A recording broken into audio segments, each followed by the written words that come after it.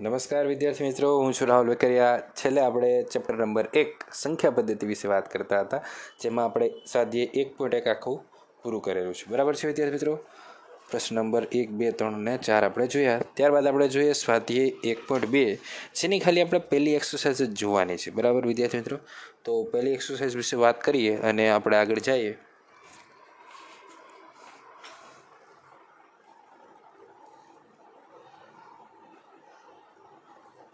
કેમ કે એમાં સમજવામાં આવે છે પહેલાં અસમય સંખ્યા અને એ રીતની વાત છે, તો એ તો આપણે સમજી લીધું. બરાબર, અસમય સંખ્યા કોને કહેવાય, વાસ્તવિક સંખ્યા કોને કહેવાય, જે મેં તમને આગળ સમજાવી દીધેલું છે. વિદ્યાર્થી મિત્રો, જો આગળ હોય, હા જો અહીંયા છે જ આગળ, તો તમને બતાવી દઉં કે સમય સંખ્યા કોને કહેશું આપણે, કે જેને પીના છેદમાં ક્યુ સ્વરૂપમાં આપણે દર્શાવી શકીએ. એટલે કે જ્યાં પી બિલોંગ્સ ટુ ઝેડ હોય અને ક્યુ બિલોંગ્સ ટુ એન હોય, એ શું છે આપણી સમય સંખ્યા. અને જ્યાં આર બધી શું છે વાસ્તવિક સંખ્યા. વાસ્તવિક સંખ્યામાં સમય સંખ્યા અને અસમય સંખ્યા બંનેનો સમાવેશ થાય છે.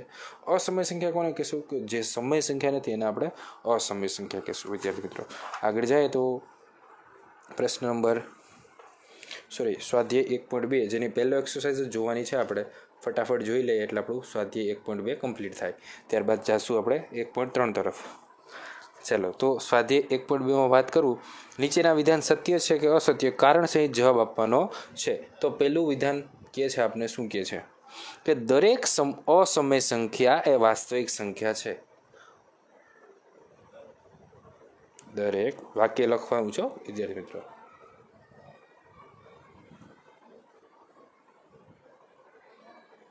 એ વાસ્તવિક સંખ્યા છે. દરેક અસમય સંખ્યા એ વાસ્તવિક સંખ્યા છે. વિદ્યાર્થી મિત્રો, સાચું કે ખોટું જો અહીંયા જોવું જોઈએ. વાસ્તવિક સંખ્યાના ગણમાં સમય સંખ્યા અને અસમય સંખ્યા બંનેનો સમાવેશ થાય છે. અને આપને એમ પૂછવામાં આવે છે કે દરેક અસમય સંખ્યા એ વાસ્તવિક સંખ્યા છે. તો હા, સાચી વાત છે, કેમ કે વાસ્તવિક સંખ્યાના ગણમાં અસમય સંખ્યાનો સમાવેશ થાય છે. તો વિદ્યાર્થી મિત્રો, આપણે શું લખશું? અહીંયા બોલું છું, તમારે લખવાનું છે. લખો, આપેલ વિધાન સત્ય છે. તમારે આખું લખવાનું છે, હું બોલું છું એ રીતે. આપેલ વિધાન સત્ય છે. પાછું આપણે કારણે કહેવાનું છે, તો કારણમાં લખો જોઈએ, કારણ કે વાસ્તવિક સંખ્યાના ગણમાં અથવા તો વાસ્તવિક સંખ્યાના સમૂહ પણ કહી શકો, ગણ પણ કહી શકો. આપણે લખવાનું છે અહીંયા, વાસ્તવિક સંખ્યાના ગણમાં દરેક સમય સંખ્યા તેમજ દરેક અસમય સંખ્યાનો સમાવેશ થાય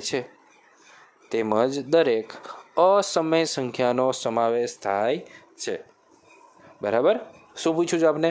દરેક અસમય સંખ્યા એ વાસ્તવિક સંખ્યા છે. તો દરેક અસમય સંખ્યા એ વાસ્તવિક સંખ્યા છે. વિધાન સાચું છે. શા માટે? કેમ કે દરેક વાસ્તવિક સંખ્યાના ગણમાં દરેક અસમય સંખ્યાનો સમાવેશ થઈ જાય છે. વિદ્યાર્થી મિત્રો, બીજું વાક્ય શું કહે છે આપણે? સંખ્યા રેખા પરનું દરેક બિંદુ કોઈક પ્રાકૃતિક સંખ્યા એમ માટે વર્ગમૂળ એમ સ્વરૂપનું હોય છે. જો વિદ્યાર્થી મિત્રો, આમાં હું તમને સમજાવું. પહેલાં આપણે લખીએ શું કહે છે. સંખ્યા રેખા પરનું દરેક બિંદુ કોઈક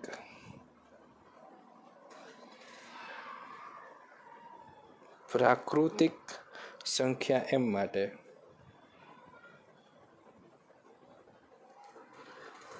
વર્ગમૂળ એમ સ્વરૂપનું હોય છે. સંખ્યા રેખા પરનું દરેક બિંદુ કોઈ પ્રાકૃતિક સંખ્યા એમ માટે વર્ગમૂળ એમ સ્વરૂપનું હોય છે.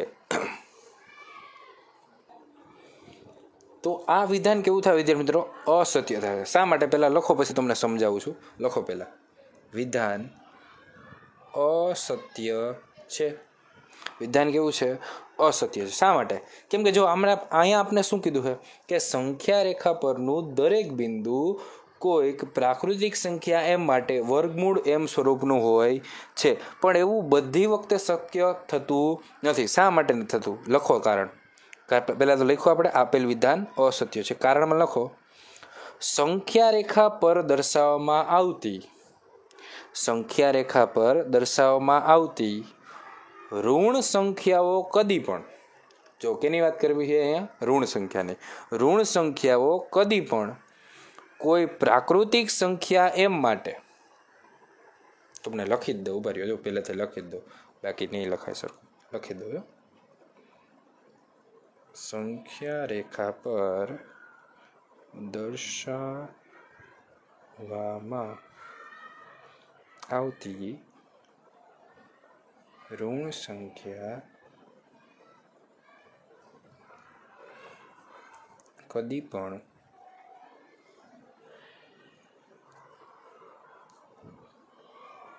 કોઈ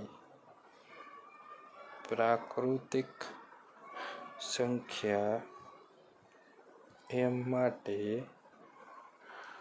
વર્ગમૂળ એમ સ્વરૂપની ન હોઈ શકે. બરાબર. જો અહીંયા ખાલી ઘન સંખ્યાની વાત હોત ને તો સાચું હોત, પણ અહીંયા ઘન છે કે ઋણ એવું કાંઈ આપણે કીધું નથી. તો પ્રાકૃતિક સંખ્યા એમ માટે વર્ગમૂળ એમ સ્વરૂપની ન હોઈ શકે. શા માટે? કેમ કે કોઈ પણ ઋણ સંખ્યા માટે કોઈ પ્રાકૃતિક સંખ્યા એમ માટે વર્ગમૂળ એમ સ્વરૂપ ન હોઈ શકે. બરાબર. આટલું લખ્યા પછી નીચે એક પોઈન્ટ કરીને લખજો, કોઈ પણ પ્રાકૃતિક સંખ્યા એમ માટે, સાચું વિધાન શું છે એ લખું છું. બરાબર. પ્રાકૃતિક સંખ્યા એમ માટે વર્ગમૂળ એમ ધન સંખ્યા છે. અહીંયા ધન સંખ્યા છે એવું લખ્યું નથી, એટલે આપણે શું કહી શકીએ? વિધાન ખોટું છે. જો અહીંયા એમ આપ્યું હોત કે સંખ્યા રેખા પરનું દરેક બિંદુ કોઈ પ્રાકૃતિક સંખ્યા એમ માટે વર્ગમૂળ એમ ધન સંખ્યા સ્વરૂપનું હોય છે તો વિધાન સત્ય થયું, પણ એવું આવશે નહીં. અહીંયા શું આવશે કે ભાઈ આ વિધાન અસત્ય છે. શા માટે? કેમ કે સંખ્યા રેખા પર દર્શાવવામાં આવતી ઋણ સંખ્યા કદી પણ કોઈ પ્રાકૃતિક સંખ્યા એમ માટે વર્ગમૂળ એમ સ્વરૂપની ન હોઈ શકે. શા માટે? કેમ કે કોઈ પણ પ્રાકૃતિક સંખ્યા એમ માટે વર્ગમૂળ એમ ધન સંખ્યા છે, તેથી. બરાબર. ચાલો જાય આગળ વિદ્યાર્થી મિત્રો. ત્રીજું,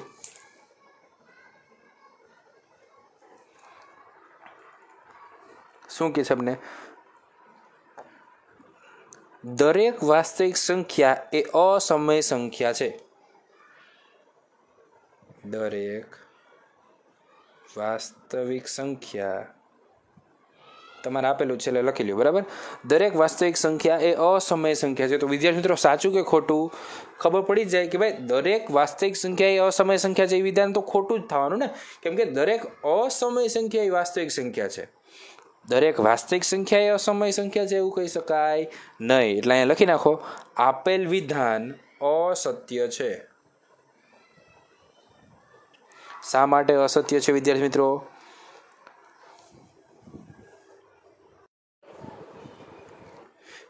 તો આપણે લખીએ, કારણ કે વાસ્તવિક સંખ્યાના ગણમાં સમય સંખ્યાઓ તથા અસમય સંખ્યાઓ બંનેનો સમાવેશ થાય છે. આથી દરેક વાસ્તવિક સંખ્યા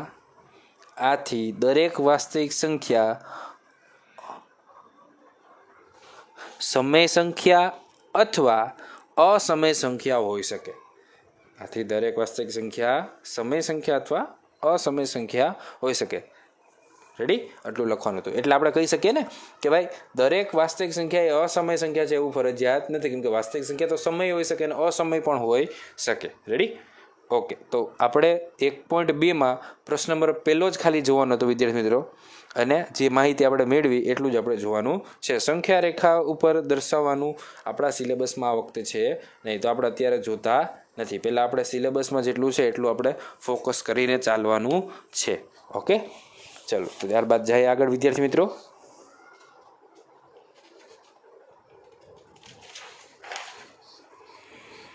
ત્યારબાદ આગળ આપણે જાશું કેમાં?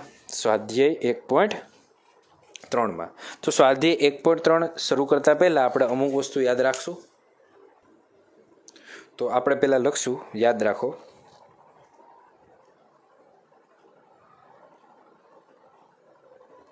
તો હું તમને મુદ્દા લખાવું છું, એ તમારે લખવાના છે. પહેલાં આપણે ખાલી મુદ્દા લખી લઈએ, પછી દાખલા સમજશું ને ત્યારે એ મુદ્દા તમને ક્લિયર કરાવું છું, બરાબર.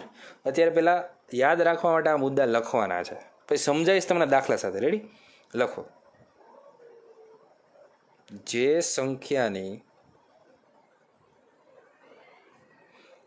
દશાંશ, જો અહીંયા દશાંશ અભિવ્યક્તિ વિશે વાત થશે એટલે અત્યારે એટલું સમજી લો. દશાંશ અભિવ્યક્તિ એટલે શું? તો કે પોઈન્ટવાળી વસ્તુ.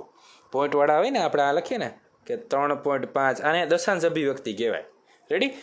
દશાંશ અભિવ્યક્તિ એટલે પોઈન્ટ, દશાંશ એટલે પોઈન્ટ, એટલું ખાલી મગજમાં રાખવું અત્યારે. પછી તમને દાખલો કરાવીશ ત્યારે બધું ડિટેલમાં કહીશ. જે સંખ્યાની દશાંશ અભિવ્યક્તિ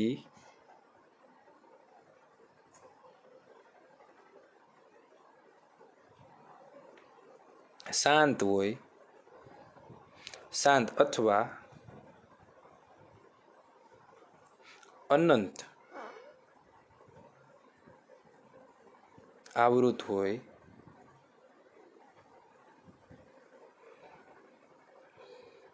તો તે સંખ્યા સમય સંખ્યા છે. બરાબર? જે સંખ્યાની દશાંશ અભિવ્યક્તિ શાંત અથવા અનંત આવૃત હોય તો તે સંખ્યા સમય સંખ્યા છે. બરાબર? આટલું પહેલાં વિદ્યાર્થી મિત્રો લખી લ્યો. જ્યારે હું તમને દાખલા કરીશ ને એની સાથે સાથે આ પોઈન્ટ ક્લિયર કરાવીશ ત્યારે તમને વધારે સમજાશે. બરાબર? આ પોઈન્ટ પહેલાં લખવા જરૂરી છે. બીજું તમને બોલીને લખાવું છું.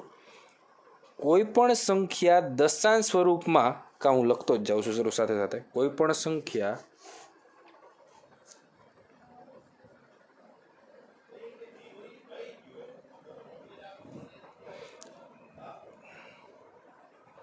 દશાંશ સ્વરૂપમાં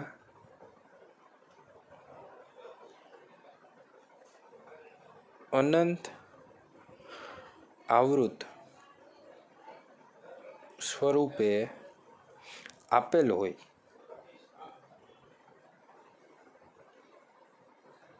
તો તેને P/Q સ્વરૂપમાં લખી શકાય. બરાબર? કોઈ પણ સંખ્યા દશાંશ સ્વરૂપમાં અનંત આવૃત સ્વરૂપે આપેલ હોય તો તેને P/Q સ્વરૂપમાં લખી શકાય. ઉદાહરણ તરીકે તમે સમજી લો 3.5 આપેલા છે, તો 3.5 છે દશાંશ સ્વરૂપમાં આપેલા, દશાંશ સ્વરૂપ એટલે કે પોઈન્ટમાં આપેલા છે. તો એને હું P/Q સ્વરૂપમાં કેમ લખી શકીએ? તો કે પોઈન્ટ દૂર કરું, /10 લખી શકું ને P/Q સ્વરૂપે. ક્લિયર થાય છે? પોઈન્ટ ભેગો ભેગો. હજી દાખલા આવશે ત્યાં વધારે ક્લિયર થશે. બરાબર? ત્યારે ખાલી યાદ રાખવા માટે આ વસ્તુ લખી લ્યો. અને આ પૂછાય છે વિધાન સાચું છે કે ખોટું એમાં. એટલે એના પછી લખીએ, જો સમય સંખ્યા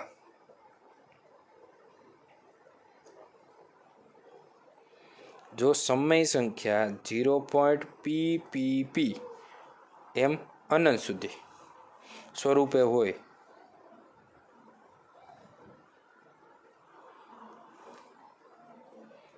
તો તેને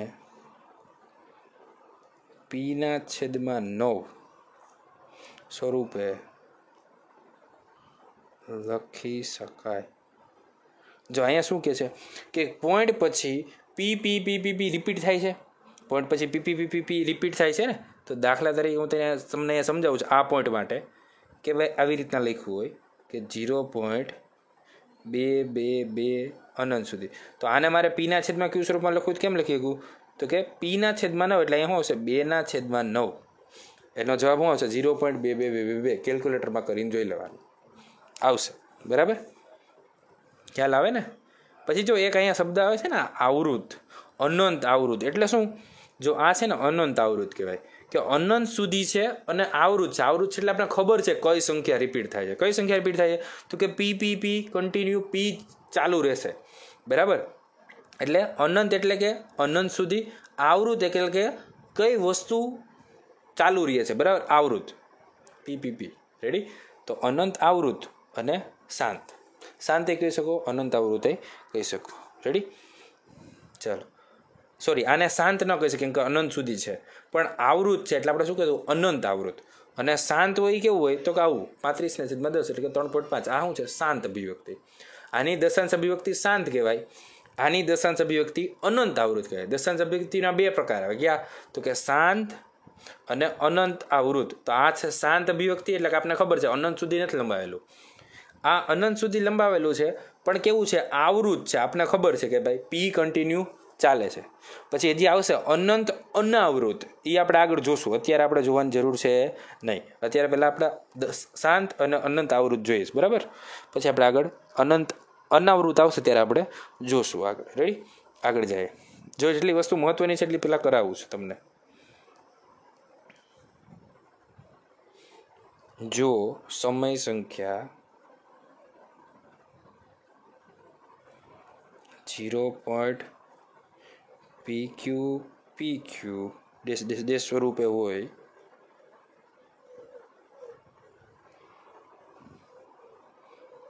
તો તેને PQ/99 સ્વરૂપે લખી શકાય.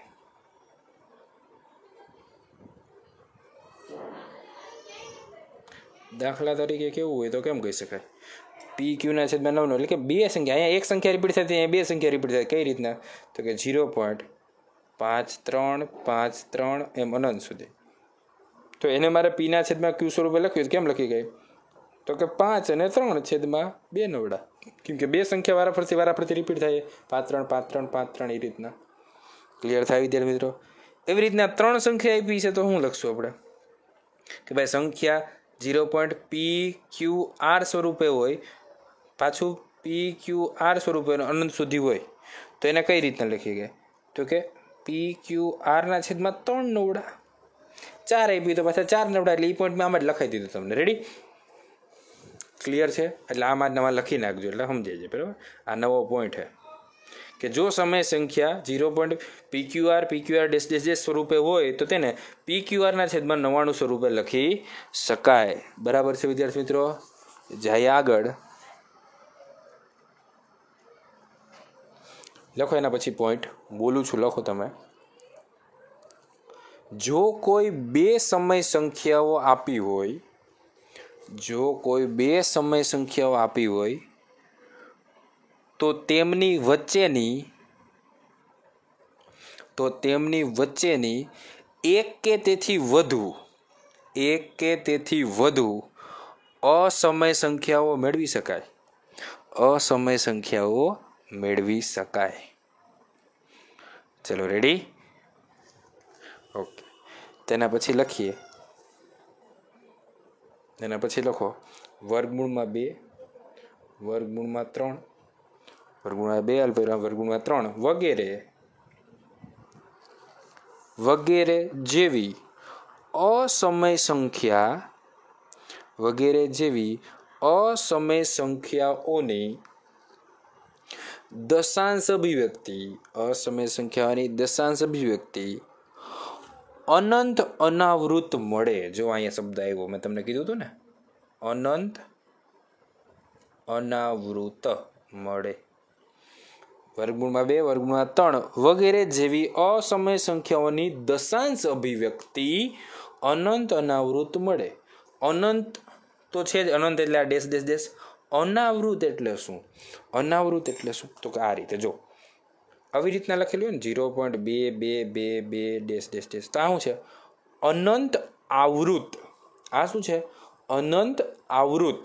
અનંત તો છે જ, આ ડેશ એટલે અનંત. એ અનંત તો આપણે ખબર પડી ગઈ, પણ આવૃત ક્યારે હોય? આવૃત ક્યારે હોય? કે જ્યારે આપણે ખબર હોય કે આ રિપીટ અનંત સુધી શું થાય છે, તો કે આ 2 જ રિપીટ થાય છે, એટલે એ આવૃત છે. તો બધી જ શાંત અભિવ્યક્તિ ધરાવતી સંખ્યાઓ, એટલે કે આ શાંત અભિવ્યક્તિ અને દશાંશ અભિવ્યક્તિ અનંત આવૃત હોય તો તેવી બધી જ સંખ્યાઓ સમય સંખ્યા છે. રેડી? એટલું ક્લિયર થયું? બીજું, જો કોઈ સંખ્યાની દશાંશ અભિવ્યક્તિ અનંત અનાવૃત હોય તો એ સંખ્યા હંમેશા અસમય સંખ્યા જ હોય. રેડી? હવે અનાવૃત કોને કહેશું? કે આવી રીતના આપ્યું હોય 0.5 2 3 1 2 4 2 .. તો આમાં કોઈ નિશ્ચિતતા દેખાતી નથી. દેખાય છે કોઈ નિશ્ચિતતા કે ભાઈ 5 2 3 1 2 4 2 પછી અનંત સુધી સંખ્યા હાઈલ જ રાખે, પણ 2 પછી કઈ સંખ્યા આવી આપણને ખબર છે નહીં. તો આ શું થાય? અનાવૃત. અનંત તો છે જ, અનંતની સાથે કેવી થાય? અનાવૃત. તો અનંત અનાવૃત હોય એટલે એ સંખ્યા કેવી હોય? અસમય સંખ્યા હોય. એટલે ટૂંકમાં તમારે યાદ એટલું રાખવાનું છે, જે સંખ્યાની દશાંશ અભિવ્યક્તિ શાંત અથવા અનંત આવૃત હોય તે સંખ્યા સમય સંખ્યા હોય. જે સંખ્યાની દશાંશ અભિવ્યક્તિ અનંત અનાવૃત હોય તે સંખ્યા અસમય સંખ્યા હોય. આટલું સમજાઈ જવું જોઈએ. મહત્વનો મુદ્દો આ હતો, આ બધી વસ્તુ કરવા પાછળનો. ક્લિયર છે વિદ્યાર્થી મિત્રો? આટલું. મળશું નવા વિડીયોમાં. હજી આપણે યાદ રાખવામાં થોડીક વસ્તુ લખવાની છે, ત્યારબાદ આપણે સ્ટાર્ટ કરશું આપણું 1.2. બરાબર? મળશું નવા વિડીયોમાં.